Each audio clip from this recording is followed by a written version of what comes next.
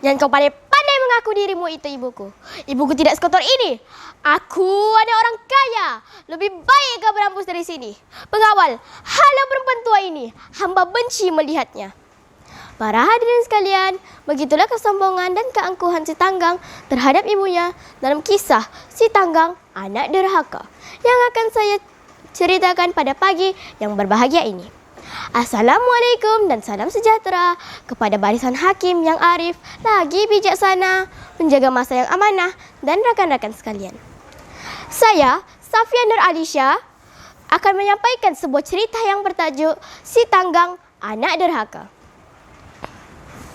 Pada zaman dahulu kala, di sebuah kampung yang terpencil, tinggallah sepasang suami istri yang bernama Si Tanggang, Si Talang dan Si Deruma bersama anaknya yaitu Si Tanggang. Kehidupan mereka amatlah miskin.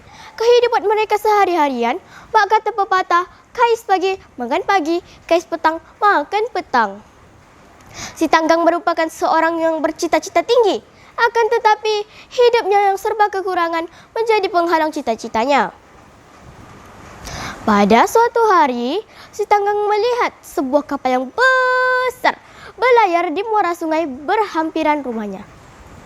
Si Tanggang pergi mencoba nasib, berjumpa nakoda kapal tersebut, meminta dijadikan anak kapalnya. Walaupun ibu bapanya keberatan melepaskan Si Tanggang berlayar, tetapi mereka terpaksa mengalah. Si Tanggang berjanji akan kembali ke kampung semula setelah menjadi kaya. Nakoda amat menyukai Si Tanggang yang rajin bekerja. Lalu Si Tanggang diambil menjadi anak angkatnya. Apabila nakoda menjadi uzur, Si Tanggang dilantik menjadi nakoda yang baru. Dia digelar Nakoda Tanggang.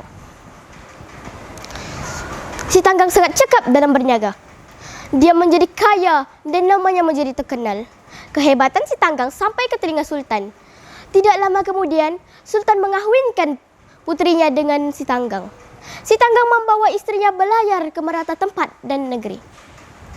Pada suatu hari, kapal Si Tanggang berlabuh di muara sungai kampung asal-usulnya. Berita kedatangan Si Tanggang telah diketahui orang-orang kampung. Ibu bapanya berasa amat gembira. Tanpa berlengah masa lagi, mereka terus pergi berjumpa Si Tanggang. Mereka mendayung sampan pergi menuju kapal Si Tanggang. Apabila tiba di sana, seorang anak kapal melarang mereka untuk naik. "Oh, Tanggang, anakku, tidakkah engkau kenal lagi akan ibumu ini? Rindu rasa hati ini semenjak pemergianmu, nak." Si Tanggang terkejut dengan kedatangan ibu bapanya. Si Tanggang berasa malu melihat keadaan ibu bapanya yang daif. Ibu bapa Si Tanggang memanggil-manggilnya, tetapi Si Tanggang berpura-pura tidak mengenal mereka.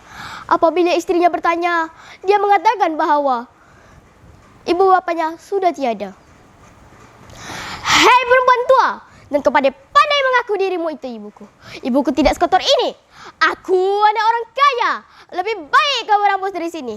Pengawal, halau perempuan tua ini. Hamba benci melihatnya." Si Tanggang menghalau ibu bapanya. Ibu bapanya berdayung ke tebing sungai dengan perasaan sedih dan kecewa.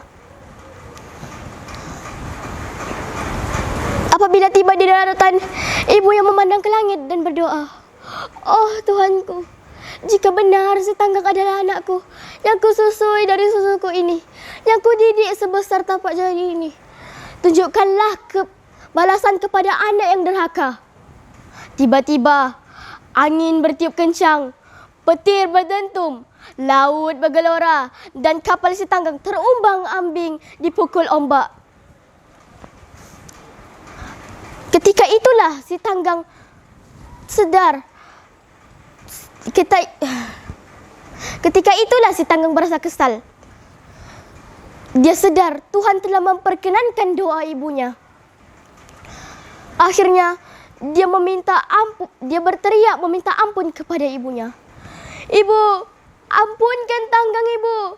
Ibu, ampunkan Tanggang, ibu."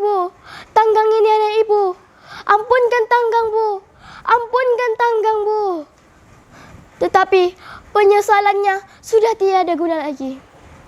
Kapalnya pecah akibat dipukul ombak. Apabila ribut reda, si Tanggang, istrinya, kapalnya, dan semua anak kapalnya berubah menjadi batu. Para hadirin sekalian, itulah balasan kepada anak-anak yang tidak mengundang budi dan menderhaka kepada orang tuanya yang bersusah payah mendidik dan membesarkan mereka dari kecil hingga dewasa. Oleh itu, janganlah kita menjadi seperti si Tanggang. Sesal dahulu, pendapatan sesal kemudian tiada gunanya. Cahaya bulan di malam sepi, cahaya memancar ke pohon kelapa. Hidup di dunia, buatlah bakti kepada kedua orang tua, ibu bapa. Sekian, terima kasih.